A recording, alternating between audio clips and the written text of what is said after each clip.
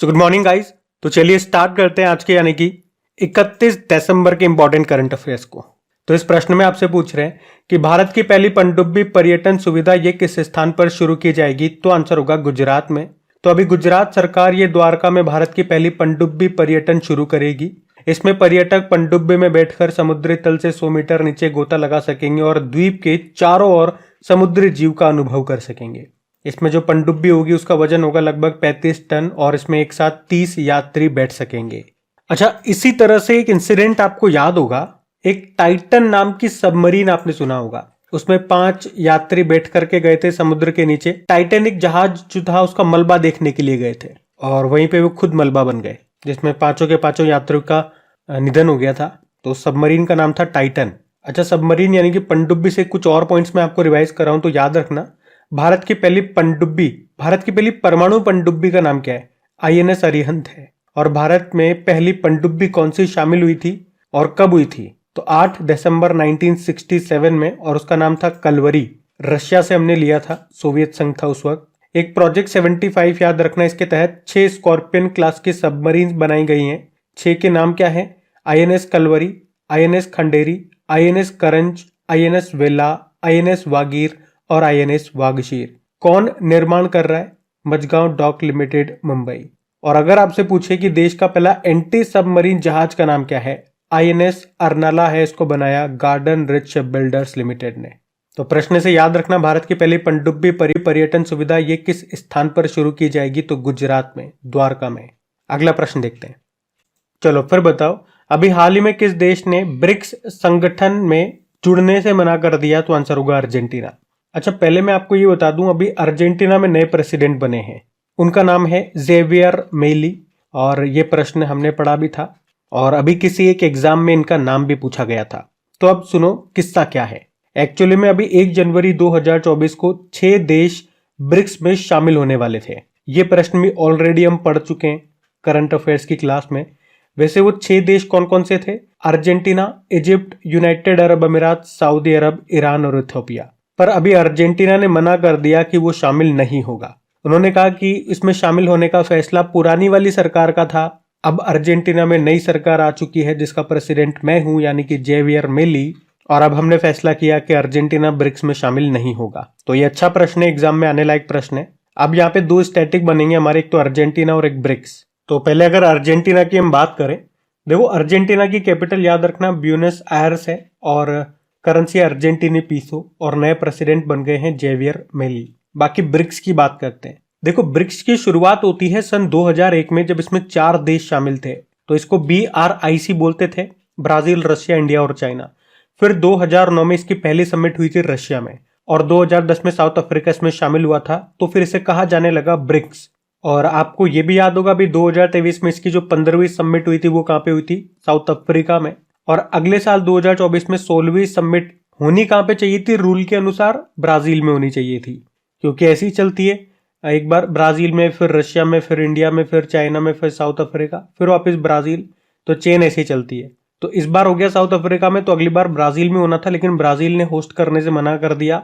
तो रशिया में ये समिट होगी, ये याद रखना। और ब्राजील ने क्यों होस्ट करने से मना कर दिया, मैंने कई बार आपको बताया। तो अभी आप मुझे रीजन बताओगे क्यों मना कर दिया। तो ध्यान रखना, ये प्रश्न अच्छा है कि ब्रिक्स में अभी किसने शामिल होने से मना कर दिया?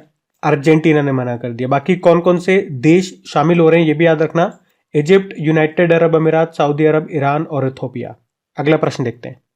फिर बताओ, अभी हाल ही में भारत ने किस देश को पहली बार कच्चा तेल खरीदने के लिए रुपए में भुगतान किया? तो आंसर होगा यूनाइटेड अरब अमीरात। अब ये प्रश्न इसलिए भी इंपॉर्टेंट हो जाता है क्योंकि भारत ने पहली बार किसी देश को रुपये में भुगतान किया है, पेमेंट किया है कच्चे तेल के लिए। और आपको वैसे ये भी बता दूं कि भारत ये दुनिया का तीसरा सबसे बड़ा ऑयल इंपोर्टर है, ऑयल कंज्यूमर है। और आप ऐसे समझो कि जैसे हमारी जरूरत 100% है ऑयल की, तो उसमें से 85% या उससे ज्यादा तो हम इंपोर्ट ही करते हैं, आयात करते हैं ऑयल का। और अभी इसी साल भारत और यूनाइटेड अरब अमीरात ने आपस में एक लोकल करेंसी में व्यापार करने के लिए एक समझौता भी किया था। और वैसे पिछले साल 2022 में आरबीआई ने कह भी दिया था कि जो भी आयातक हैं, यानी कि जो भी इंपोर्टर हैं, मतलब जिनसे हम कुछ न कुछ खरीद रहे हैं, उन्हें हम रुपए में पेमेंट कर सकते हैं।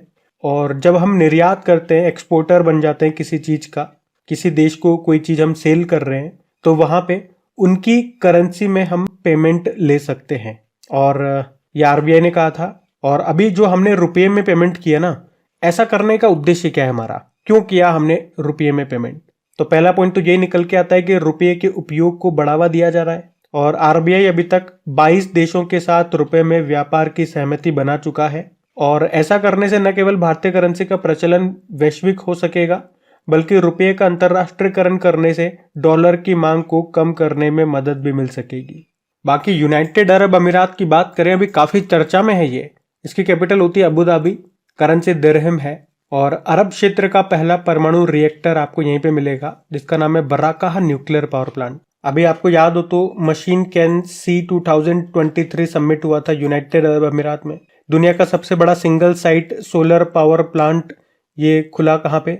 यूनाइटेड अरब अमीरात में। उसका नाम है अल दफरा। कोप 28 का आयोजन अभी हुआ यूनाइटेड अरब अमीरात में। और अगले साल कोप 29 का आयोजन कहाँ पे होगा? अजरबैजान की कैपिटल बाकू में। अभी याद है किसने कला और साहित्य में यूनाइटेड अरब अमीरात का ग्रेट अरब माइंड्स अवार्ड जीता, जिसे अरब नोबेल के नाम से भी जानते हैं? तो आंसर होगा वासिनी लॉरेट्स ने। ये अल्जीरिया देश के प्रोफेसर है। और अभी आपने पढ़ा होगा कि अंडर 19 एशिया कप 2023 का आयोजन हुआ था यूनाइटेड अरब अमीरात में। उसको बांग्लादेश ने जीता था यूएई को हरा करके। अभी भारत और यूएई के बीच में जायद तलवार एक्सरसाइज का आयोजन हुआ था। और अभी I2U2 ग्रुप की पहली उप मंत्री स्तरीय बैठक ये यूनाइटेड अरब अमीरात में हुई थी। चलो आप मुझे बताओ I2U2 ग्रुप में कौन कौन से 4 देश आते हैं? बाकी हम अगला प्रश्न देखते हैं। फिर बताओ अभी हाल ही में किसने गॉड ऑफ केओस क्षुद्र ग्रह का अध्ययन करने के लिए एक मिशन शुरू किया? तो आंसर होगा नासा। तो गॉड ऑफ केओस यानी कि अराजकता के देवता, तो मतलब ये एक एस्टेरॉइड है, क्षुद्र ग्रह है, और इसी का नाम है गॉड ऑफ केओस। और इसी को एपोफिस एस्टेरॉइड भी कहा जाता है। तो दोनों इसके नाम है, कंफ्यूज मत होना। और अभी इसी की स्टडी करने के लिए नासा ने एक मिशन शुरू किया है। और इस मिशन के तहत इन्होंने एक अंतरिक्ष यान भी लॉन्च किया, जिसका नाम है ओसिरिस एपेक्स, या फिर इसे ओसिरिस RX भी कहा जा रहा है। अच्छा, नासा ने ये जो मिशन लॉन्च किया है इस क्षुद्र ग्रह की स्टडी के लिए, तो यहाँ पे स्टडी क्या करेगा ये? तो एक्चुअली में ये जो एस्टेरॉइड है, ये जो क्षुद्र ग्रह है, ये 2029 में पृथ्वी के बहुत पास से गुजरेगा। कितना पास से? पृथ्वी से 20,000 मील की दूरी पर से ये निकलेगा। और आपको बता दूं, ये हर 7,500 साल में पृथ्वी के इतने करीब आता है। तो पृथ्वी के इतने करीब आने पर से इसका क्या प्रभाव पड़ेगा पृथ्वी पर, इसकी चाल क्या होगी, तो इन सब बातों की स्टडी करेगा ये मिशन। अच्छा, मैं आपको अभी बता दूं कि नासा का ये जो अंतरिक्ष यान है ओसिरिस एपेक्स, ये इसी साल बेन्नू नामक क्षुद्र ग्रह से मिट्टी और चट्टान के नमूने यानी कि सैंपल लेकर के लौटा था। और उसके बाद ही फिर हमने इसे दूसरे मिशन पे भेज दिया। मतलब हमने क्या, नासा ने इसे दूसरे मिशन पे भेज दिया। वैसे एस्टेरॉइड से याद होगा, इंटरनेशनल एस्टेरॉइड डे होता है कब? 30 जून को।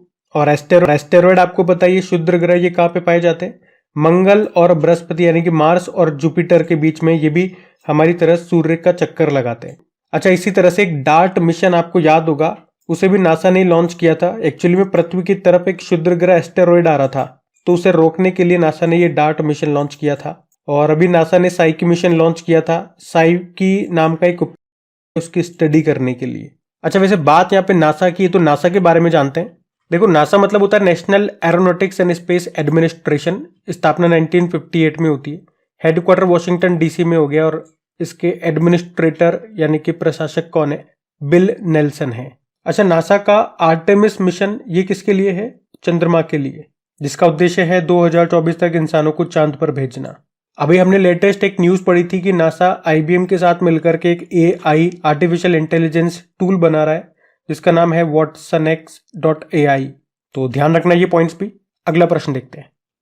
फिर बताओ, जनवरी 2024 में कार्बी युवा महोत्सव का आयोजन ये किस राज्य में होगा? तो आंसर होगा असम में। तो 17 जनवरी 2024 को असम के दीफू में कार्बी युवा महोत्सव का आयोजन किया जाएगा। अब ये इंपॉर्टेंट क्वेश्चन इसलिए भी हो जाता है क्योंकि इस महोत्सव में मुख्य अतिथि के रूप में हमारी जो राष्ट्रपति द्रौपदी मुर्मू जी वो हिस्सा लेंगी। और अगर आप डेली हमारे करंट अफेयर्स की क्लास लेते हो तो आपको पता है हम डेली कोशिश कर रहे हैं एक नया स्टेट लेने की, और उसमें हम क्या कर रहे हैं उससे संबंधित कुछ स्टैटिक प्रश्न होंगे, वो मैं आपको बता रहा हूँ विद मैप। और उसके बाद 2023 में उस स्टेट से संबंधित जो भी करंट अफेयर्स के प्रश्न हमने पढ़े वो मैं आपको यहाँ पे रिवाइज करा रहा हूँ। तो आज जो हमने स्टेट लिया है वो है असम। तो पहले आप मैप में देखिए, ये रहा असम। कैपिटल दिसपुर हो गई। मुख्यमंत्री कौन है? हेमंत बिस्वा शर्मा है। और याद रखना है ये बैडमिंटन एसोसिएशन ऑफ इंडिया के अध्यक्ष भी है। और गवर्नर है गुलाब चंद कटारिया, नए बने थे। और बात करें अगर आप मैप में देखोगे तो ये कितने राष्ट्रीय सीमा बनाता है, तो 2 देश है, भूटान और बांग्लादेश। एक प्रश्न बन जाता है यहाँ पे कि असम की सीमा किस देश से 2 बार लगती है? तो बांग्लादेश से आप मैप में देख सकते हो। राज्य सीमा ये 7 राज्यों से बनाता है, जितने भी पूर्वोत्तर राज्य हैं उनसे तो बनाता ही बनाता है, और पश्चिम बंगाल से। तो आप देख सकते हो पश्चिम बंगाल, अरुणाचल प्रदेश, नागालैंड, मणिपुर, मिजोरम, त्रिपुरा और मेघालय। यहाँ के स्टेट एनिमल की बात करें तो एक सिंग वाला गेंडा है, जो कहाँ पाया जाता है? काजीरंगा नेशनल पार्क में। राष्ट्रीय पक्षी है सफेद पंखों वाली बतख। वृक्ष है हॉलॉन्ग और फूल है फॉक्सटेल ऑर्किड। कुछ लोक नृत्य यहाँ काफी फेमस हैं, जैसे कि बिहू नृत्य हो गया, बगरुम्बा नृत्य हो गया, भोर नृत्य बोल दो या भोरताल नृत्य यहाँ पर फेमस है काफी। एक शास्त्रीय नृत्य तो आपको याद होगा, सतरिया यहाँ का शास्त्रीय क्लासिकल डांस है। एक पुटोला नाच भी याद रखना आप। त्योहारों की बात करें तो बिहू महोत्सव हो गया, वांचुआ महोत्सव हो गया, बेखो उत्सव भी हमने मनाया था अभी 2023 में, वो भी याद रखना। नेशनल पार्क की बात करें तो अब यहाँ पे टोटल 7 नेशनल पार्क हैं। प्रश्न 2 तरह से बन सकता है, असम का 7वां या नवीनतम नेशनल पार्क पूछ ले या देश का नवीनतम नेशनल पार्क पूछ ले, तो आंसर होगा देहिंग पटकई नेशनल पार्क। उससे पहले 6 नंबर का बना था रायमोना नेशनल पार्क। ये दोनों नए नेशनल पार्क है यहाँ पे, बाकी ऑलरेडी 5 यहाँ पे पहले से हैं। कौन कौन से? काजीरंगा नेशनल पार्क हो गया, मैंने बताया एक सिंग वाले गेंडों के लिए फेमस है। बाकी Nameri national park, Manas national park, Dibru Saikhowa national park और औरंग नेशनल पार्क है। अच्छा, एक अच्छा प्रश्न है जो एग्जाम में पूछा गया प्रश्न है कि भारत का पहला तेल का कुआं कहाँ पे खोजा गया था? डिगबोई, असम, याद रखना। दीपोर झील आपको यहाँ पे मिल जाएगी, ये भी याद रखना। और भारत का सबसे लंबा पुल ये भूपेन हजारिका है, या इसे डोला सादिया पुल भी आप कह सकते हो। ये लोहित नदी पर है और उसकी लंबाई है 9.15 किलोमीटर। और कामाख्या देवी का मंदिर भी यहीं पे मिलेगा आपको, जहाँ पे अंबुबाची का मेला लगता है। और पूर्वोत्तर का सबसे बड़ा राज्य यही है असम। असम का पुराना नाम क्या है? कामरूप है। यहाँ पे विधानसभा में 126 सीटें हो गई, राज्यसभा में 7 है, तो लोकसभा में 14 सीटें हैं। ये तो मैंने आपको असम की स्टैटिक पढ़ा दी है। अब हम बात करेंगे 2023 में असम किन किन कारण से न्यूज में था, या असम से संबंधित सारे करंट अफेयर्स में आपको रिवाइज कराऊंगा। देखो, पहले जीआई टैग की बात करते हैं। अभी यहाँ पे चोकुआ चावल को जीआई टैग मिला था, जिसे जादुई चावल भी कहते हैं।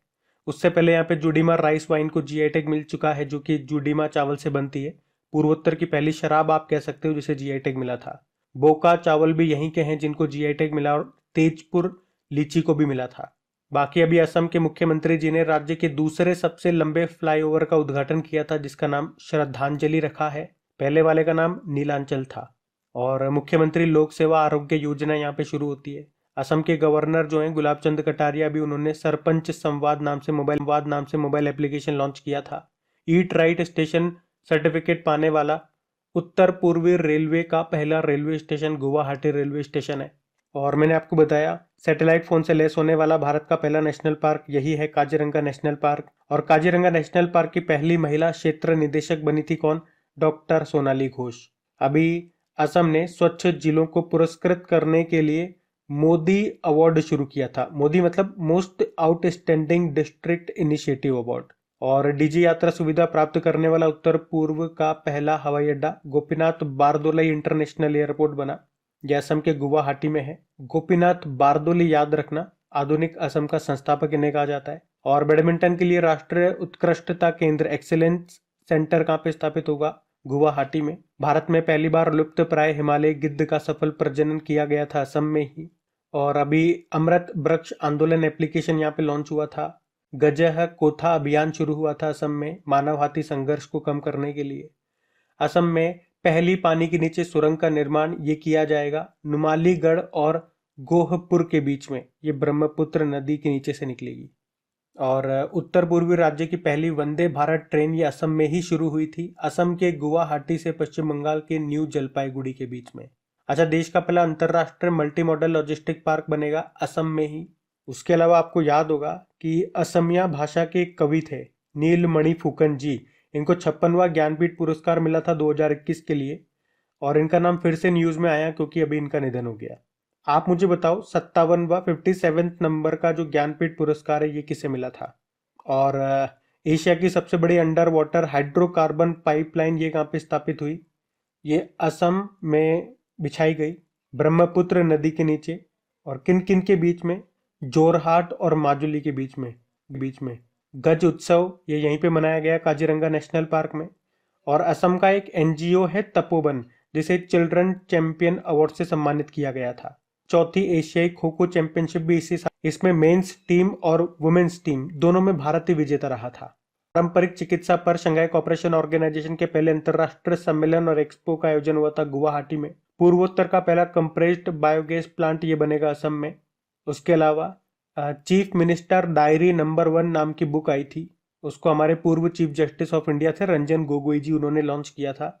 ये बुक असम के जो मुख्यमंत्री हैं ना हेमंत बिस्वा शर्मा, उन्हीं के ऊपर थी, उनके कार्यकाल से संबंधित बातें इसमें बताई गई थी। और 2022-23 के लिए असम का सर्वोच्च नागरिक सम्मान असम वैभव दिया गया था डॉक्टर तपन सेकिया को। अच्छा, अगर आपसे पूछे कि ब्रह्मपुत्र नदी पर असम में कौन सा सबसे बड़ा नदीय द्वीप स्थित है, तो माजुली द्वीप। और वैसे राष्ट्रीय जलमार्ग 2 ये ब्रह्मपुत्र नदी पर है, डुबरी से सादिया के बीच में। परम कामरूप सुपर कंप्यूटर याद है कहाँ पे स्थापित किया गया था? आईआईटी गुवाहाटी में।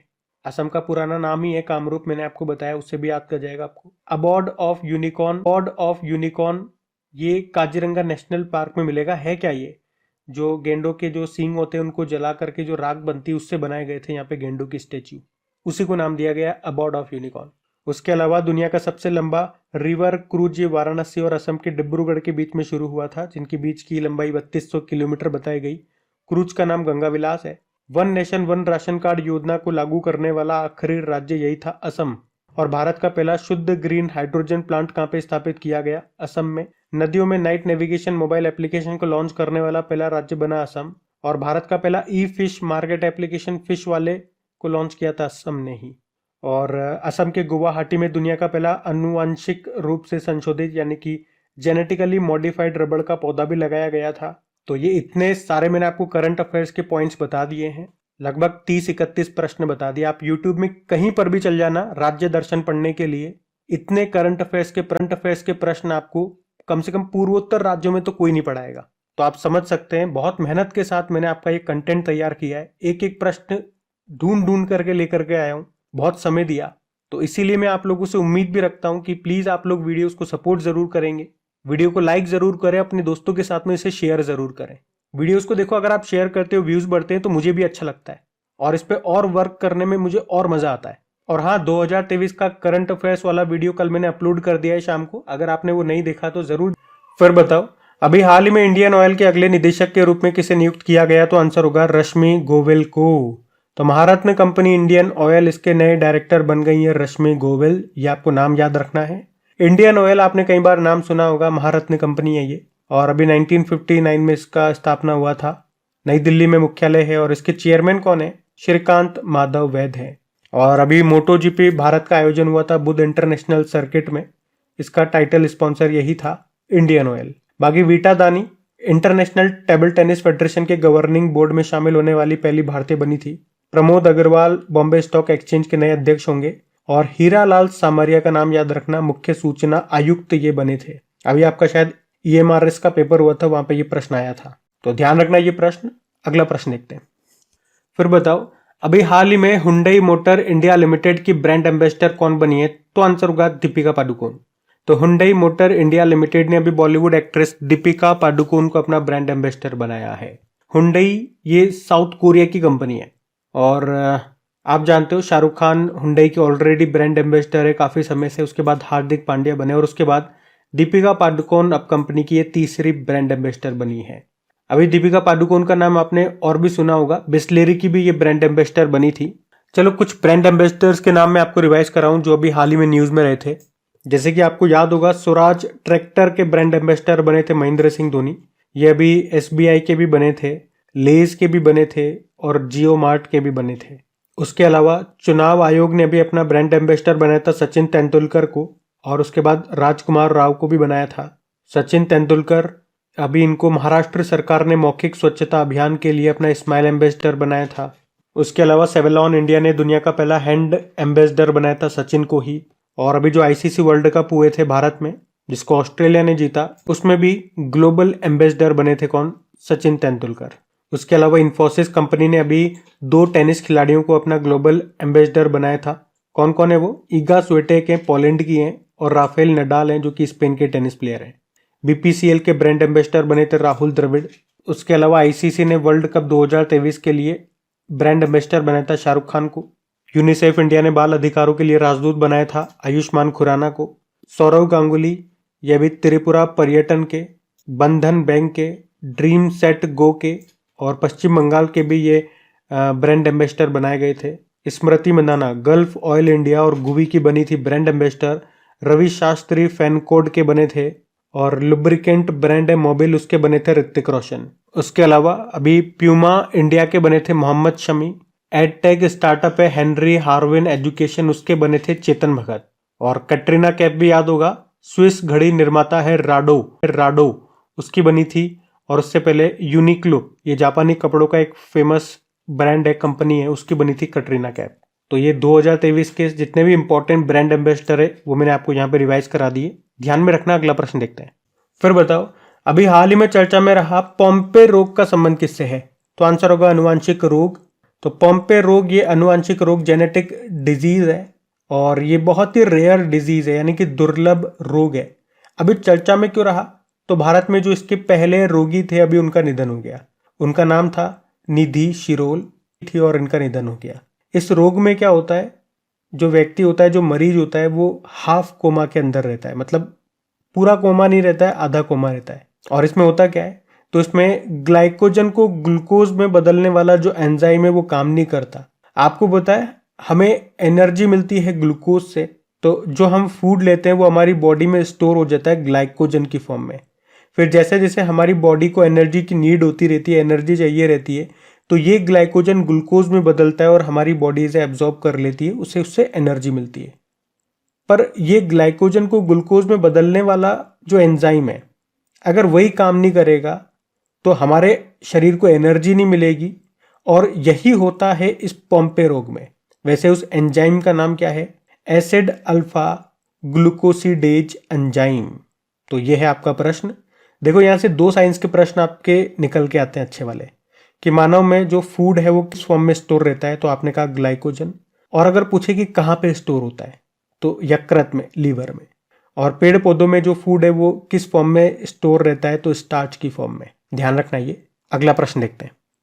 चलो फिर बताओ, अभी हाल ही में चाइना के रक्षा मंत्री कौन बन गए? तो आंसर होगा डोंग जुन।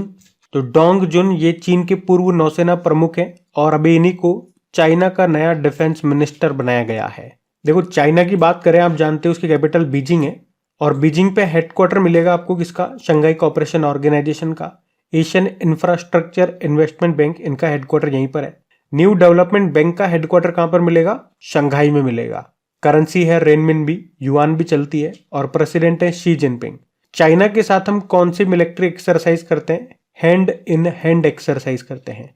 अब आप मुझे एक प्रश्न का उत्तर दो, भारत और चाइना के बीच में जो बॉर्डर लाइन है उसको क्या कहते हैं? जैसे कि भारत और पाकिस्तान के बीच में जो बॉर्डर लाइन है उसको हम कहते हैं क्या?